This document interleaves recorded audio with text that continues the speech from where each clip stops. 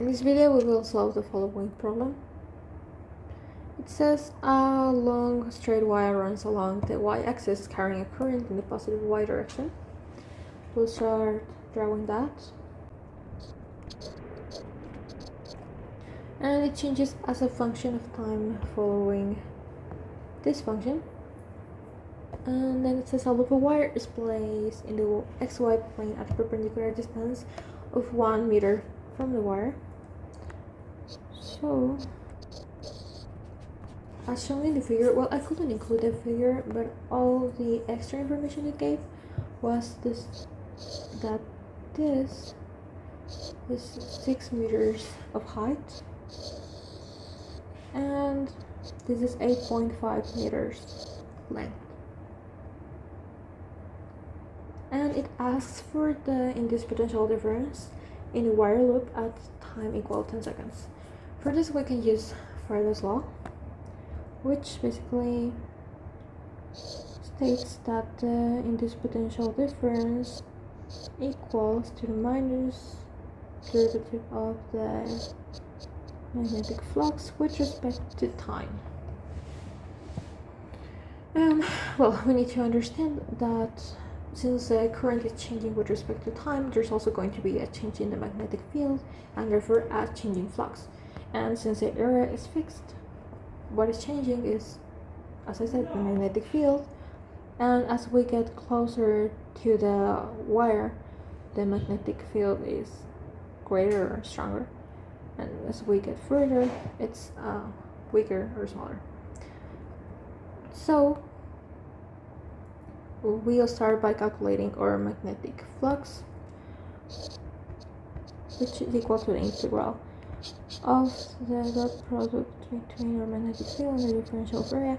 And we know that the magnetic field for a wire, it's the magnetic constant times the current over 2 pi r, where r is x because, as I said, x is the axis that is perpendicular to our wire. So the magnetic field is going to change as I move in the x-axis.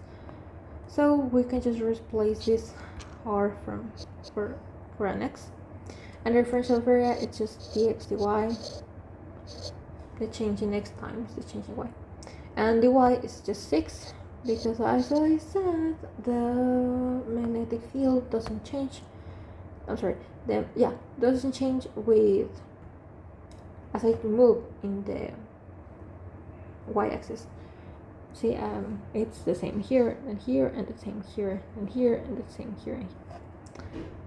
But we can also calculate the integral, but it's going to be 6. The loop goes from 0 to 6, which is just 6. Okay, and we finally can set up our integral.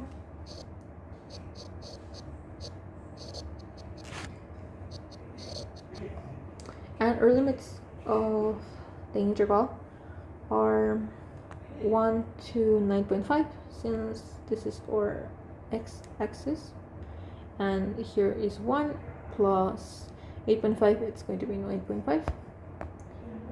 So this is our integral, and all this is constant in our integral, so we can just take all this out, and we'll get the integral of 1 over x dx, which we know is the natural logarithm of x, and the evaluation is going to be this, but this is just 0. Natural logarithm of 1 is 0, so we just get this.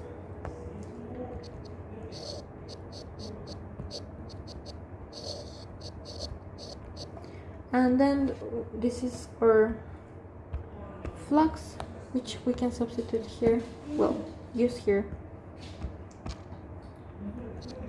And since we are requested for the magnitude, we're going to ignore the minus sign. And well, from what we have, the only thing that changes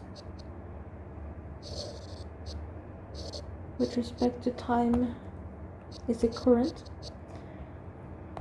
that we have here. And if we calculate its derivative, this is just a constant, so 0, and here we have a t, so it's going to be just this. Okay, so the derivative of the current with respect to time equals 4.50. So we just substitute here, and that gives 1.2157 times 10 to the minus 6 volts, and we need to round it to significant figures, and here we have 3 significant figures and we have 3 significant figures here, so this is just equal to 1.522 times 10 to the minus 6 volts. And that's it. Well, we can draw a Google.